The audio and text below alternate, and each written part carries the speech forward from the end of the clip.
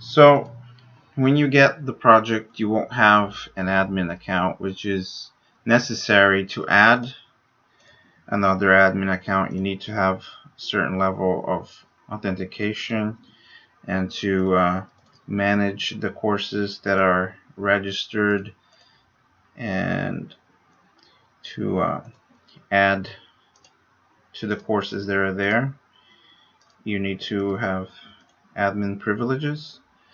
So to demonstrate that, I will remove all of the instructors by deleting instructors. And let me log out.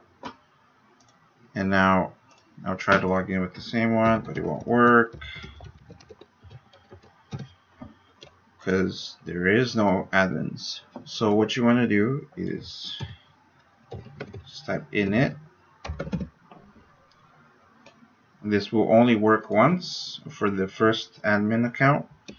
You want to put your name, the email you want to use to log in, the email you want to use to have students contact you, and then a password. If you put a password that doesn't match, it won't let you, so it has to match, and then it will redirect you out.